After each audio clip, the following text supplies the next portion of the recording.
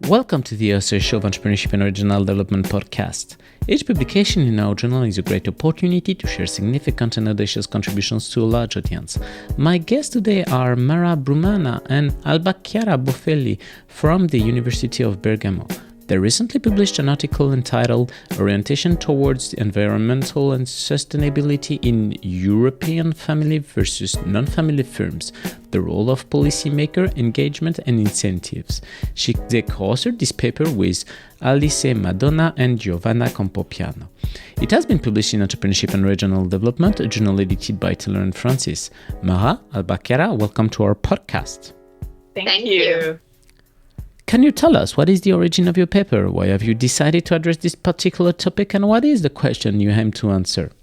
The genesis of this paper is an informal conversation with department's colleague at the coffee machine. We were sharing our projects and research interests, family business and institutional dynamics in the case of Giovanna and myself, environmental sustainability and the role of the global supply chain in the case of Albachiara and Alice. In that conversation, Albachiara was glad to share the news of a new database she recently got access to, namely the Carbon Disclosure Project. I was fascinated about the opportunity to do something together and wisely mix our own interests and knowledge. This is how the journey started. The Carbon Disclosure Project, well known as CDP, is a non-governmental organization promoting transparency and sustainable investments. To achieve this goal, the CDP collects yearly data by administering standardized questionnaires to firms and cities participating in the initiatives, and then reports and evaluates firms' environmental impacts. The survey focuses on climate change, forestry, and water security, as they are the three major environmental issues that businesses and society face. And we focus particularly on the climate change questionnaire. As of 2023, the CDP has engaged with over 23,000 companies and 1,100 cities, which granted the CDP the reputation of being the world's most extensive environmental disclosure database. The questionnaires are administered by CDP to companies not only consider environmental performance, which are estimated as the total greenhouse gas emission of firms, but also incorporate broader questions about the overall commitment of the respondents, addressing subjects such as risk and opportunity, managerial and governance structure, and initiatives implemented to mitigate climate change. Firms can voluntarily adhere to one or more of the initiatives laid out by CDP, or under the request of a buyer, of an investor, or even both. Leveraging upon the richness of this data and acknowledging the open questions in the debate on environmental sustainability in family versus non-family firms, our study shifts the focus from environmental performance to environmental orientation. We define environmental orientation as a firm's attitudes towards the natural environment that are perceived by decision makers as priorities of the organization.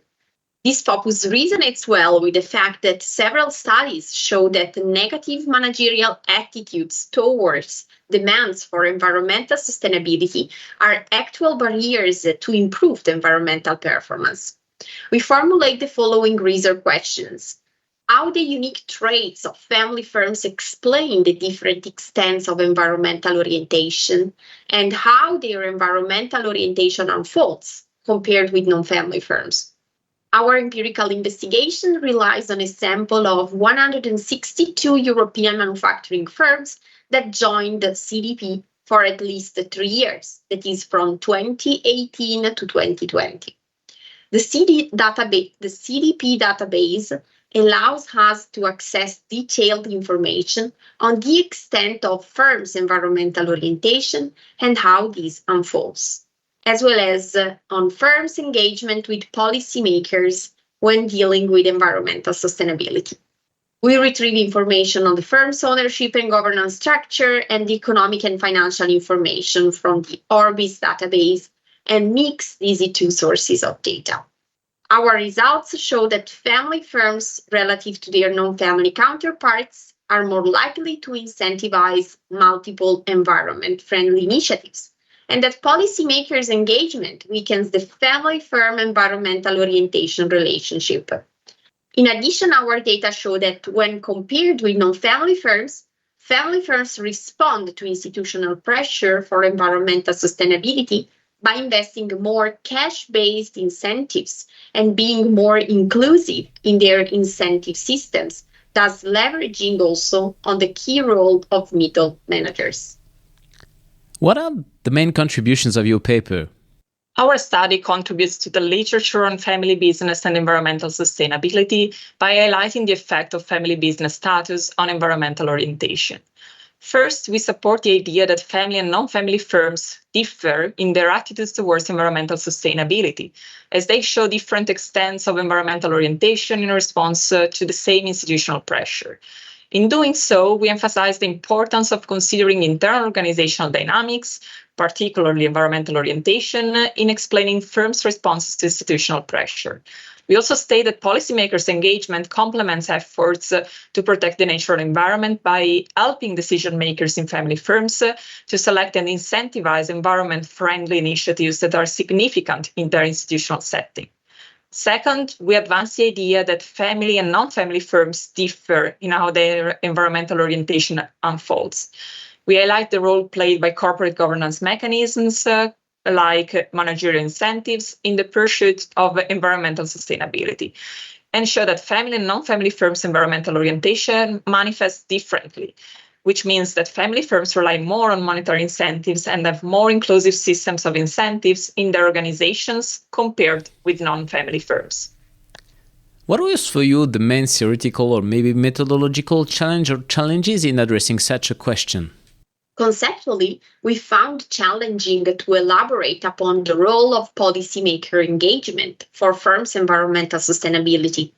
To do so, we had to combine the debate on corporate social and corporate political activities that have been recently recognized as two different but interrelated no-market strategies.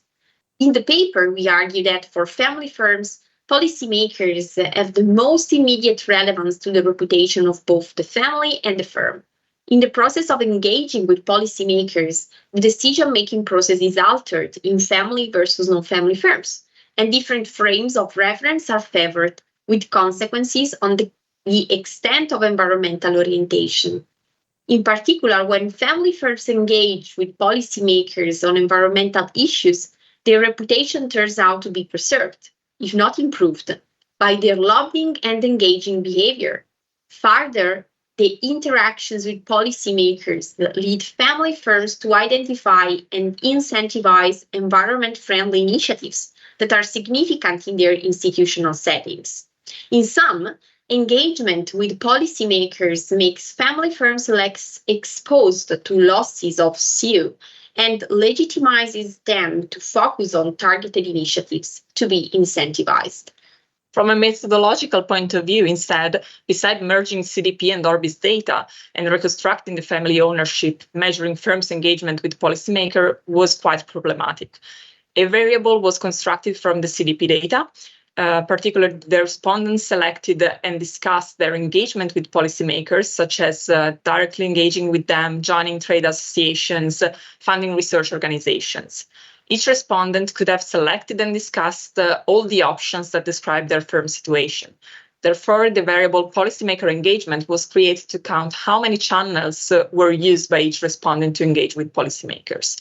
To leverage this richness of data, in our post-hoc analysis, we split policymaker engagement into its core components: direct engagement, trade associations, and funding research organizations.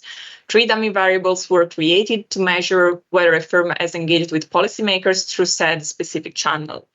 Our post-hoc analysis revealed that among the direct and indirect channels through which family and non-family firms socialize with policymakers, it is the indirect engagement with them, which means collective lobbying with trade association and funding research institutions, that is responsible for the shift in the reference point of family firms. We might explain this result by considering that by indirectly pursuing a corporate political activity without directly exposing themselves to the political arena, family firms might be less concerned about the preservation of the family and firm's reputation. What are the main implications of your work for entrepreneurs, managers, policymakers, practitioners in general? Based on our findings, family firms should acknowledge that they play a crucial role as stewards of the natural environment. despite being found to underperform non-family firms in terms of environmental sustainability outcomes. Family firms should thus find a way to successfully translate their attitudes toward environmental sustainability into effective behaviors and outcomes. Family firms should also be aware that proactively engaging with policymakers can mitigate their concerns for reputation and legitimize them to focus on targeted environment-friendly initiatives to be incentivized. Governmental and regulatory bodies might benefit from our findings and develop ad hoc policies for environmental sustainability that are differentiated between family and non-family firms because of their different environmental orientation. Thanks a lot, Brumana Albachiara, for participating to our show and presenting your paper entitled Orientation Towards Environmental Sustainability in European Family versus Non-Family Firms, the role of policymaker engagement and incentives. All our podcasts are available on entrepreneurship-ed.com and on the main podcast platforms. Thank you. Thank you. Bye.